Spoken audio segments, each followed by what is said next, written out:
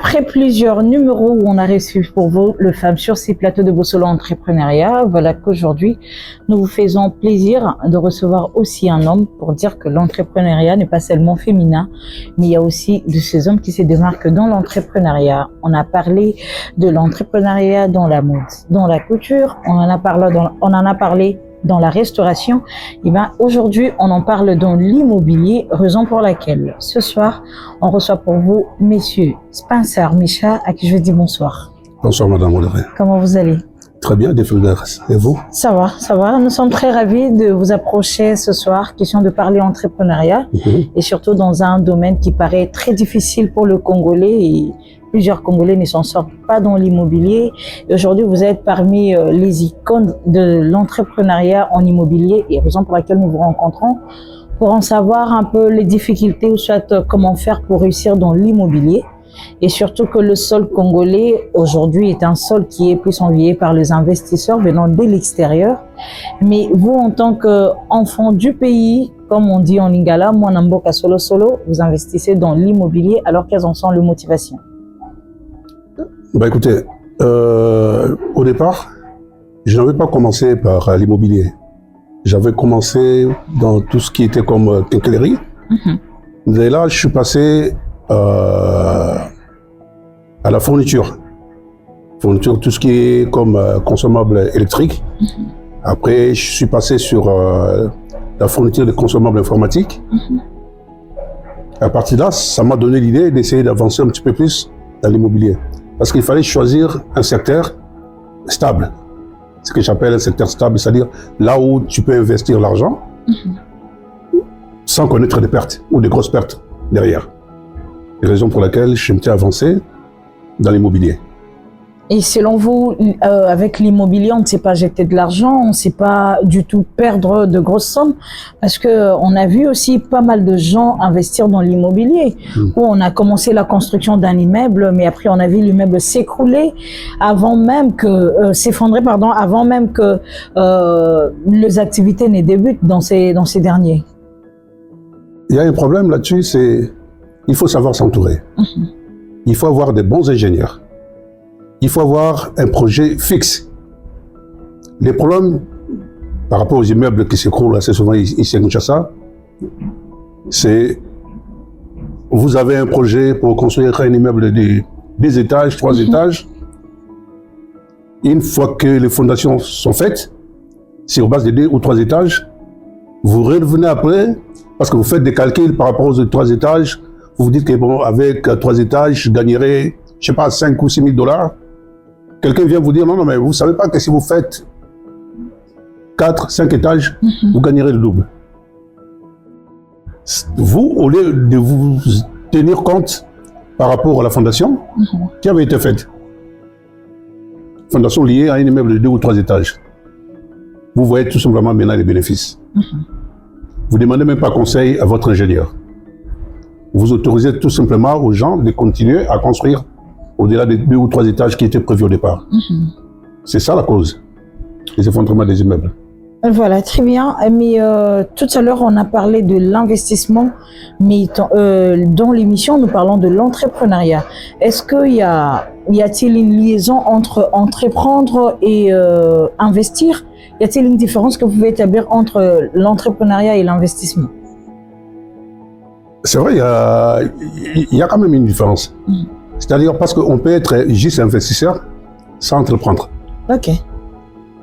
Investir, c'est on sort l'argent, les moyens financiers, on met sur un projet pour augmenter la richesse qu'on a. Or, entreprendre, c'est créer et gérer le quotidien de l'entreprise qu'on a créée. Amener les projets, chercher son développement. Mais selon vous, en RDC, est-ce que c'est mieux d'entreprendre ou d'investir? Il faut, j'arrive toujours à dire qu'il faut de bons projets. Investir, il faut savoir comment ou où investir. Mais pour être beaucoup plus sûr par rapport à l'argent, parce qu'on vient de commencer, si par exemple on a juste 50 ou 100 000, on ne peut pas juste investir. Parce que vous n'avez pas le contrôle de ce que votre argent va faire. Moi, personnellement, je préfère investir et entreprendre les deux, mélanger les deux à la fois. Ok. Être juste entouré par des bons conseillers. Mais quels sont les avantages alors que vous recevez après que vous ayez investi? Ben, les risques sont moindres. Quand vous investissez et vous gérez votre argent, c'est-à-dire l'argent investi, les risques sont moindres. Vous savez au moins là où votre argent part. Et vous analysez les risques par rapport au retour d'investissement. Par contre, lorsqu'on entreprend, on accepte de prendre les risques tout en ne sachant pas où nous allons? Non, ça, c'est pas une bonne façon de travailler. Ok. C'est pas une bonne façon de travailler parce qu'il faut analyser ce qu'on cherche à faire. Il faut avoir toutes les informations nécessaires pour vous permettre de vous lancer dans l'affaire que vous cherchez à faire. Mais cela ne veut pas dire qu'à 100% ça va réussir. Entreprendre, c'est aussi prendre un risque. Donc, si vous voulez aller plus loin, si vous voulez voir beaucoup plus grand, il faut juste entreprendre. Si vous voulez aller plus loin ou soit viser grand, il faut entreprendre.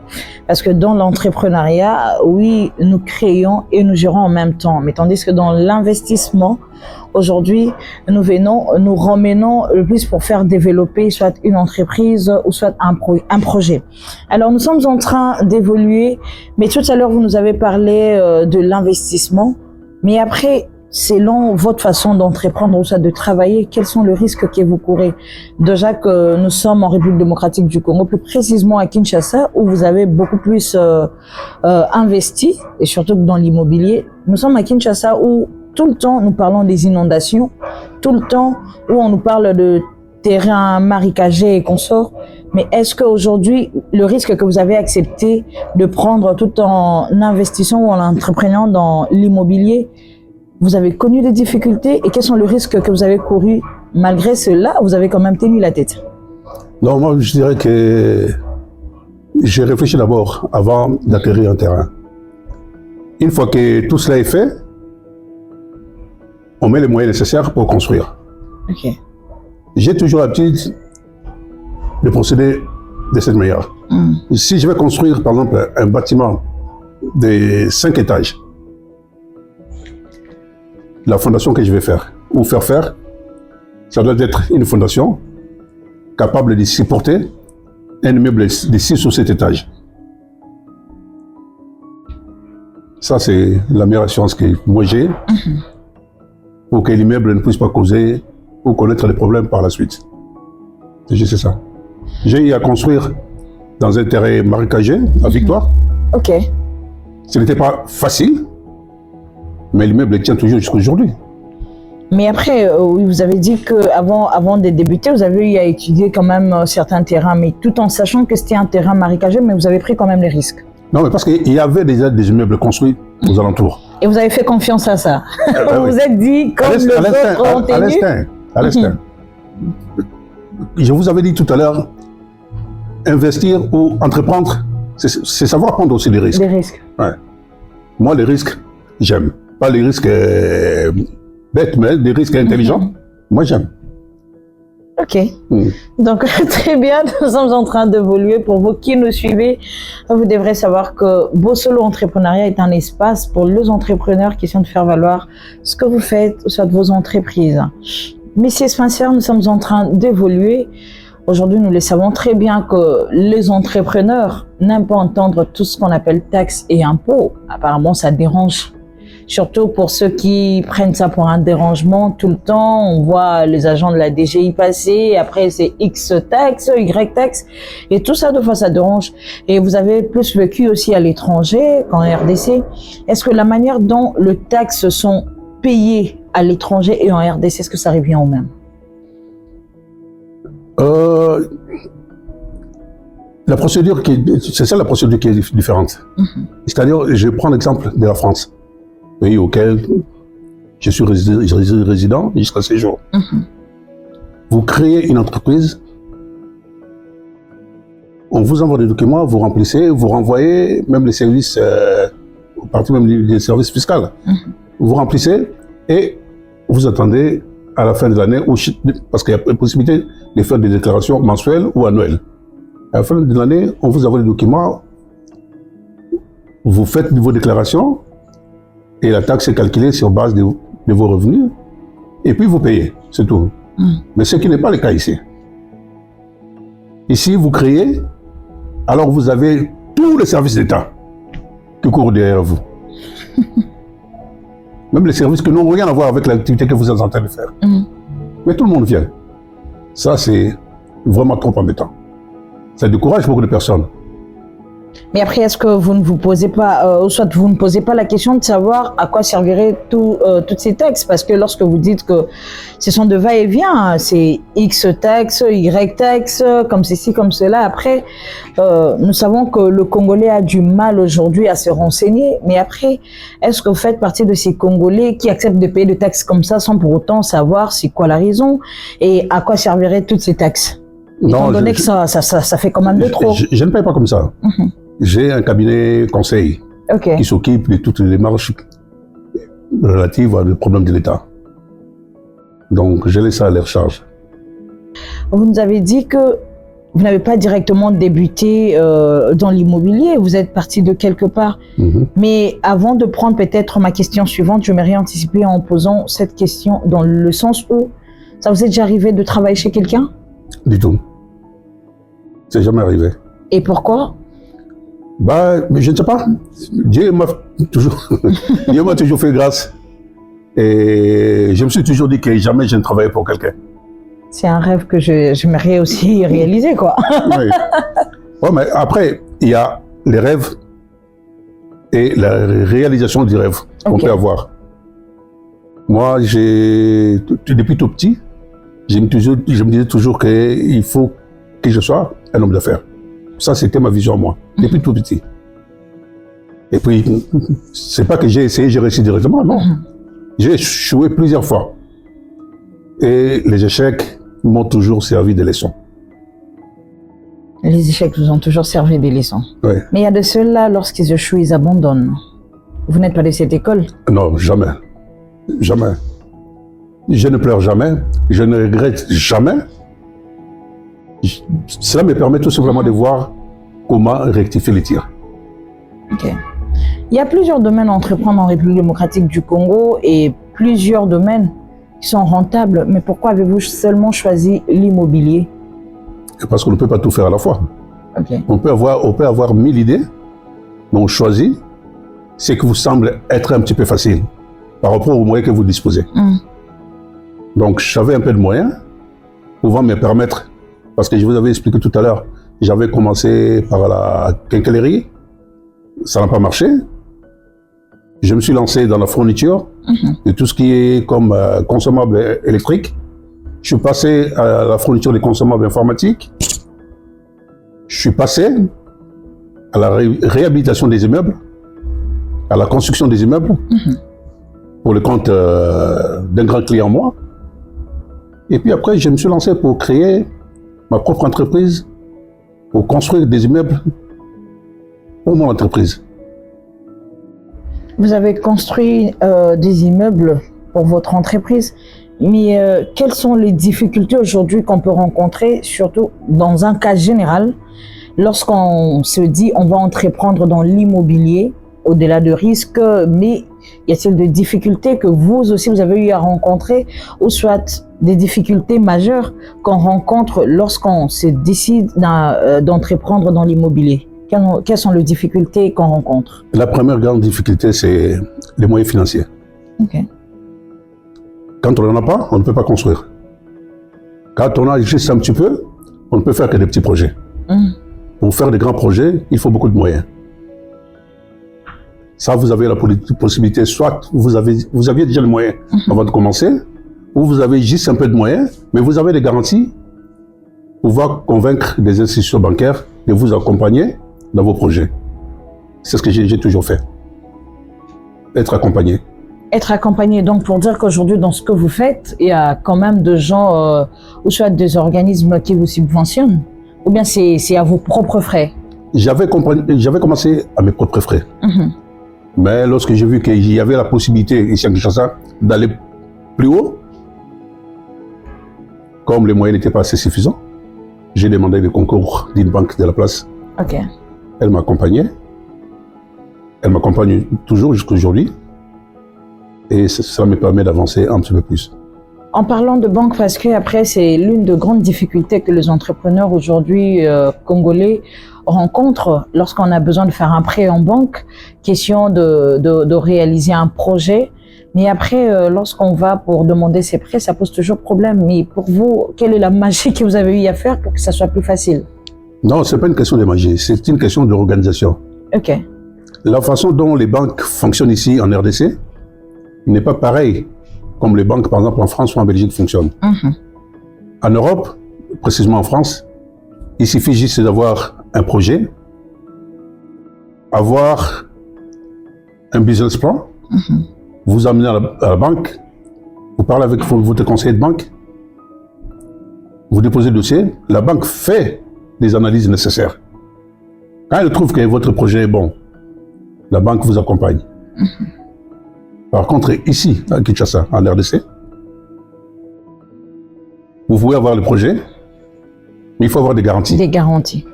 Garanties liées au remboursement. Parce que les remboursements ne peuvent pas être liés par rapport aux revenus qui pourront être générés à votre activité, la nouvelle activité. Il faut que l'ancienne activité supporte les remboursements. C'est là où les choses se compliquent un petit peu. Mais pour un entrepreneur qui veut peut-être débuter un business, qui ne l'a jamais fait, et ce dernier n'est qu'au début, et après donc la banque ne s'est pas prêtée à ce dernier de fonds. Non. Parce qu'il n'y a pas de garantie. Mais comment vous allez faire pour rembourser? Parce que l'objectif c'est que aujourd'hui je vais créer une entreprise. J'ai mes idées, comme ça fonctionne ailleurs, à l'étranger par exemple, j'ai mes idées et mes idées sont bonnes, mais je manque juste de soutien ou soit de moyens financiers et pour accompagner ce projet. Mais en République démocratique du Congo aujourd'hui, donc on peut mettre une croix pour ces débutants dans l'entrepreneuriat qui rêvent peut-être aujourd'hui avoir un prêt en banque, parce que ces derniers n'ont pas de garantie. Donc pour dire que c'est fini avec la banque, ça ne marche pas en RDC. Mais ça, il faut que l'État, c'est à la charge de l'État de trouver des solutions par rapport à pareille situation. Parce que la banque elle-même, ce sont toujours des banques privées, les banques qui sont ici. Vous avez un projet. Rien ne garantit à la banque que ces projets-là vont réussir. Si la banque vous donne de l'argent, quelle est la garantie que la banque aura par rapport au remboursement? Aucune. Vous mettez-vous à la place de la banque. Est-ce que vous seriez prête, vous, Madame Audrey, de mettre l'argent pour quelqu'un qui ne porte aucune garantie de retour par rapport à l'argent investi? Je ne pense pas. Ça laisse en tout cas plusieurs questions de réflexion là-dessus. Donc après, s'il faudra se faire une idée dans la tête, on peut se dire, tant qu'on n'a pas de garantie en République démocratique du Congo, on ne sait pas se pointer devant une banque pour prendre un prêt, pour réaliser son projet. De toute façon, la banque ne le donne pas. Les banques ici, il n'y a aucune banque qui donne sa garantie. Et rien n'existe pas ici au Congo. Très bien, évoluons. Nous sommes en train de changer petit à petit de chapitre. Mais cette fois-ci, on va parler un peu de tout ce que vous faites, parce que vous êtes dans l'immobilier. Est-ce que s'il faudra énumérer quand même quelques de vos réalisations en République démocratique du Congo, plus précisément à Kinshasa, on pourra en citer combien de gens? Oh, nous sommes à peu près à... Quand je dis nous, parce qu'il y a ma petite famille. Okay. On travaille en collaboration, ce sont mes conseillers. Donc j'ai ma femme et mes enfants qui m'accompagnent. Nous sommes à la 7e réalisation en termes d'immeubles. La 7e réalisation en termes d'immeubles, ici à Kinshasa. Ici à Kinshasa, oui. Mais comment... on a aussi quelques biens en Europe. Okay. On a ici investi là-bas. Donc on essaie de gérer un peu les deux. Mais en Europe, par exemple, tout ce que vous avez comme bien immobilier, comment vous faites aujourd'hui pour les sécuriser? Est-ce que vous pensez que c'est une bonne idée d'investir dans un pays qui n'est pas vôtre? Quelle est la garantie que vous avez? J'ai la famille là-bas en Europe. Moi, je suis moi-même résident en Europe. J'ai la famille là-bas. Donc j'ai des enfants, des petits-enfants qui sont encore en Europe. Et puis, la sécurité que vous pouvez avoir en Europe par rapport à l'investissement immobilier, nous ne courons pas derrière le locataire pour récupérer le loyer. Nos appartements sont gérés par une agence immobilière. Okay. Donc les difficultés qu'on peut avoir ici pour récupérer le loyer. Nous, là-bas, on ne connaît pas.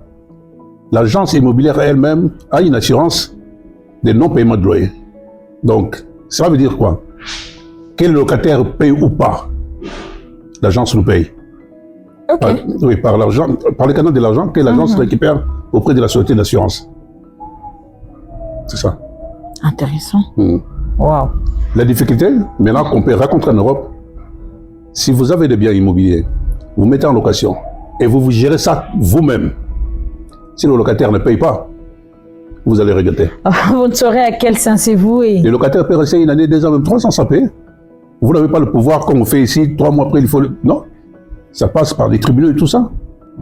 Et à Kinshasa, ce sont les mêmes réalités? Pas du tout. Non, mais personnellement, j'ai parfois pitié des gens. Je laisse souvent les locataires prendre le temps pour régulariser le loyer. Là, vous faites confiance aux Congolais et aux Kinois? Mais parce qu'il y a aussi des gens qui me font confiance. J'essaie de le faire aussi pour les autres. Ah, mais est-ce qu'on peut dire qu'il y a un petit Dieu sur terre ici à Kinshasa? Parce que après, vous êtes le seul, ou soit le tout premier, à nous apprendre que vous avez quand même pitié de vos locataires. Chose qui n'existe pas sous d'autres cieux, bien sûr. Enfin, je ne sais pas si je suis le seul à le faire. Parce que j'essaie de prendre compte à la difficulté de certaines personnes. Mais est-ce qu'on peut utiliser la pitié dans l'entrepreneuriat? En quoi cela servirait l'avancement d'une entreprise? Non, c'est pas parce que vous êtes méchant que l'entreprise va fonctionner, non. Ça n'a rien à voir. C'est pas non plus aussi parce que vous êtes un tout petit peu gentil que l'entreprise va évoluer. C'est pas question de gentillesse. Je comprends les difficultés de certaines personnes, enfin, de mes locataires.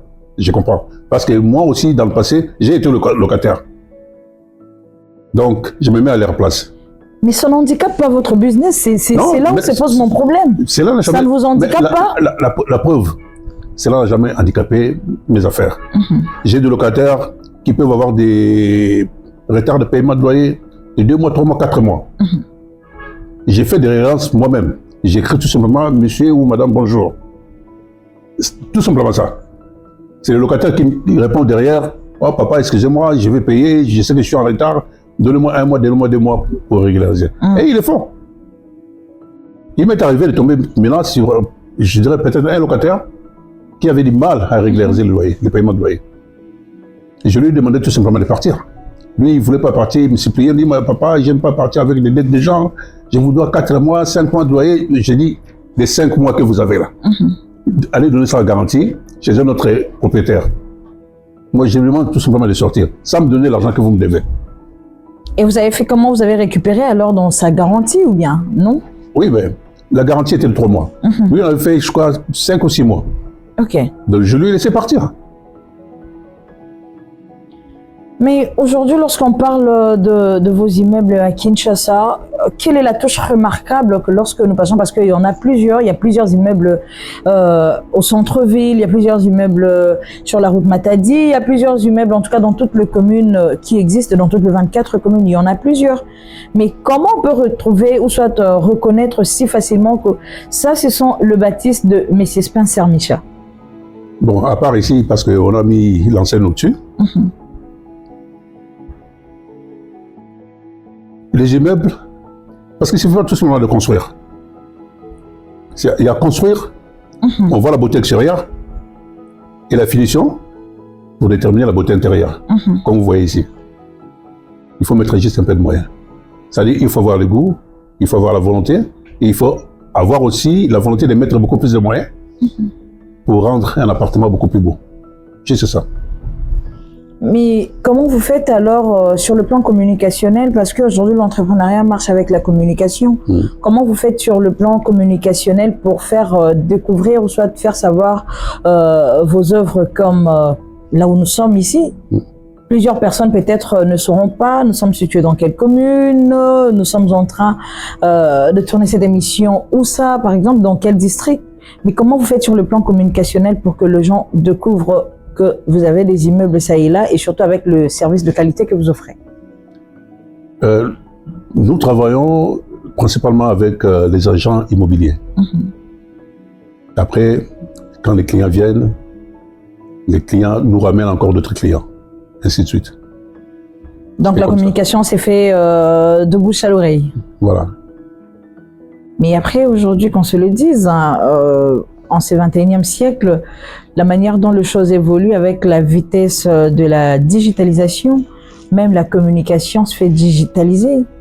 Et est-ce que vous n'avez pas de plateforme réseaux sociaux où on peut vraiment découvrir tout ce que vous faites? On travaille sur les plateformes des réseaux sociaux, on est juste par rapport aux salles des fêtes et tout ça. Ok. Mais par rapport aux appartements, non. Les gens viennent. Les gens viennent d'eux-mêmes. Sans que vous ne passiez à la télé, sans que vous ne passiez sur TikTok, Facebook, WhatsApp, les gens viennent. Oh, pas souvent besoin de ça. Pas souvent besoin de ça. Pas souvent besoin de ça. C'est peut-être Dieu qui amène des clients. Ça aussi. C'est Dieu qui emmène les clients. Nous sommes en train d'évoluer, vous qui nous suivez, et surtout si et seulement si entreprendre dans l'immobilier fait partie de vos rêves. Je pense que cette émission doit être un numéro qui va vous booster ou soit qui va vous motiver à bien réaliser votre rêve et surtout tout en suivant les normes qu'il faut. Au-delà des difficultés, il faut accepter de prendre les risques selon ce que M. Spencer nous fait savoir. Donc, si vous acceptez de prendre les risques, dites-vous qu'il y a forte probabilité aussi que vous réussissez dans ce que vous faites. Mais aujourd'hui, nous sommes dans ces beaux bâtiments que nous sommes en train de voir, un très beau cadre. Déjà que je vous félicite parce que Merci après, nous sommes très à l'aise et les choses se passent très bien ici. Mais nous aimerions aussi savoir, entreprendre, c'est créer. Lorsqu'on parle de la création, on voit aussi la création de l'emploi. Aujourd'hui, on peut dire que M. Michel Spencer est parmi ceux qui ont contribué au développement de la RDC tout en créant aussi de l'emploi. Tout à fait. Aujourd'hui, dans tous vos bâtisses, vous avez combien d'ouvriers ou soit combien de travailleurs au total, hein? Au total, une trentaine de salariés. Une trentaine de salariés. Dans tous vos immeubles ou bien en un seul immeuble? Dans un seul immeuble? Dans tous les immeubles. Dans tous les immeubles, c'est 30. Et les 30 là sont rémunérés comment? Il y a un budget prévu pour. Depuis que j'ai commencé, il n'y a jamais eu le moindre retard de paiement. Ok. Jamais. Les gens sont payés à temps. Quand c'est les 30, c'est les 30. Parfois même, c'est les 30, mais ils sont payés les 25 de mois. C'est-à-dire, on reste parce que nous sommes très bien rémunérés et parce que nous le savons très bien que lorsque certaines personnes sont embauchées quelque part, ils se disent, ben voilà, ici par exemple, je ne me retrouve pas, ou soit le boss ne se comporte pas comme il faut, je préfère partir, ou je pars parce que je trouvais mieux ailleurs. Non, mais vous savez, la vie d'entreprise, elle est faite comme ça. Et les gens qui viennent et d'autres qui partent. Donc vous ne pouvez pas empêcher quelqu'un de partir, quelles que soient les raisons qu'il va lui-même évoquer. Donc si quelqu'un a envie de partir, il partira. Quels que soient les salaires que vous payez. Il y a aussi la possibilité que la personne peut avoir de trouver peut-être mieux par rapport à chez vous. Donc la personne fera le choix de partir. Mais après, on retrouve presque la même beauté partout où nous passons dans vos immeubles. Est-ce que vous changez de temps en temps d'équipe qui gère l'architecture de vos bâtiments ou bien c'est la même équipe avec laquelle vous travaillez? Non, c'est la même équipe. C'est toujours la même équipe? C'est la meilleure équipe que j'ai eu à trouver depuis que je suis rentré ici. Avant, j'avais une autre équipe. Après, elle n'était pas sérieuse, elle n'était pas honnête. Dieu m'a fait grâce de trouver une nouvelle équipe qui fonctionne très bien, qui ne me pose vraiment pas de problème. Raison pour laquelle je continue toujours avec elle. Comment vous faites pour rentabiliser vos activités? Quelles sont les techniques que vous mettez en place? Mais il faut dire qu'il y a toujours de la place pour tout le monde. Vous m'avez dit tout à l'heure qu'il y a 20 millions d'habitants ici à Kinshasa. Il n'y a pas 1 million d'immeubles ici à Kinshasa. C'est aujourd'hui qu'il y a 20 millions. Dans 2, 3 ans, 4 ans, 5 ans, 10 ans, je sais pas, on sera peut-être 30 millions. Mais il n'y aura pas 20 millions d'immeubles ici à Kinshasa. Donc il y a toujours de l'espace. J'ai fait très bien mon travail. J'essaye de maintenir la propriété qu'il faut. C'est ce qui fait ma force. Je n'exagère pas dans le prix. C'est aussi une des politiques que j'applique. Et en parlant de prix d'ailleurs, c'est d'ailleurs la question majeure. Parce que après, lorsque les gens voient ces genres de bâtiments, ils se disent, ben, je rêve peut-être de passer une nuit là-bas, je rêve peut-être de louer la salle de fête pour organiser peut-être une cérémonie. Mais après, ce qui va me retenir, c'est peut-être le prix. Est-ce que en termes de prix, il y a une catégorie de personnes que vous avez ciblées ou bien vos prix sont abordables pour toutes les classes confondues, les classes sociales bien sûr? Non, c'est-à-dire que la différence que j'ai eu à faire, que je continue de faire, c'est bien ceci. J'ai fait les tours des salles de fête ici en ville. Je reviens de 5 000, 10 000, 20 000. Moi, j'ai des salles de fête à des cités. Enfin, j'appelle cités, ça dit Matongé, tout ça, des trucs comme ça. La beauté qu'il y a dans la salle construite à Matongé, elle est supérieure par rapport à certaines salles ici en ville. Mais la différence se situe maintenant au niveau du prix. Et ils sont beaucoup plus chers. Moi, je suis beaucoup moins cher. Ok. C'est ça la différence. Ils sont beaucoup plus chers, vous êtes beaucoup moins cher. Oui, beaucoup moins cher, oui. Donc, pour dire que c'est tout le monde qui peut... Il suffit juste d'avoir même de petits moyens, on peut quand même se procurer des services que vous offrez. Tout à fait, tout à fait. Voilà, nous sommes en train de chuter petit à petit. Alors, nous aimerions aussi savoir, partant de votre expérience, bien sûr, est-ce qu'il y a-t-il un timing ou soit une périodicité pour la construction d'un immeuble? C'est-à-dire, lorsqu'on se décide de construire un immeuble aujourd'hui, on peut prendre combien de temps? Cela dépend du projet. Ok. Les temps que vous prendrez pour construire un immeuble de 10 étages ne sera jamais pareil pour construire un immeuble de 6 étages ou 7 étages. Vous pouvez avoir les moyens nécessaires, c'est-à-dire l'argent nécessaire. C'est les projets à venir qui déterminent les temps que cela pourra prendre. C'est ça. Okay. Voilà, nous sommes arrivés pratiquement à la fin. C'était vraiment important pour nous de beaucoup plus savoir ou soit acquérir la connaissance sur l'entrepreneuriat dans l'immobilier. Mais un conseil à toutes ces personnes qui veulent entreprendre dans le même domaine que vous? Pour entreprendre dans l'immobilier, il faut premièrement d'abord l'argent. Parce que vous pouvez avoir toutes les meilleures idées du monde, mais sans argent, vous ne pouvez pas. Il faut avoir l'argent, il faut mettre beaucoup plus de sérieux, il faut être bien entouré par rapport à... C'est la partie technique, hein, des réalisations que vous pourriez éventuellement faire. Il faut être bien entouré. Parce que si vous n'êtes pas bien entouré, même si vous avez l'argent, vous pouvez... Je prends un exemple. Vous voulez construire un immeuble comme celui-ci, vous avez prévu de mettre 2 millions ou 3 millions de dollars pour construire, mais vous n'avez pas une très bonne équipe. C'est-à-dire les gens qui ne sont pas sérieux, les ingénieurs qui ne sont pas sérieux, à qui vous confiez la responsabilité de construire l'immeuble. Vous savez comment les choses se passent ici avec les ingénieurs. Ils construisent pour vous, ils construisent aussi pour lui-même, avec votre argent. Ça, vous aurez du mal à boucler votre projet. Par contre, si vous êtes bien entouré et vous suivez, ici aussi, il ne suffit pas tout simplement d'être bien entouré, il faut suivre.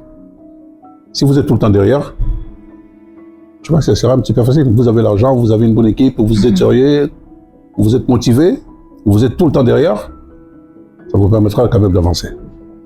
Voilà, merci beaucoup. Alors, seulement si vous voulez réussir à entreprendre dans l'immobilier, ce qu'on peut retenir de Monsieur Spencer, c'est que vous devrez être d'abord motivé vous-même, avoir une bonne équipe et surtout ne pas manquer de moyens parce que c'est ce qui est important.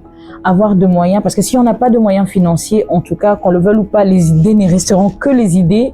Donc, pour faire de son idée un projet ou soit faire devenir son idée une entreprise, il faudra avoir de moyens suffisants. Donc, je pense que c'était l'essentiel de cette émission avec M. Misha Spencer, à qui je remercie. Je dis beaucoup merci. Merci à vous, madame. Et voilà, c'était un plaisir de partager ces moments avec vous. Et surtout, vous qui venez de nous suivre, n'hésitez pas de nous contacter au plus 243 80 88 10 903. Je le répète, plus 243 88 10 903. Question de parler entrepreneuriat et surtout de faire savoir vos entreprises. Sinon, c'était un plaisir et on se retrouve la semaine prochaine pour un nouveau numéro. Au revoir.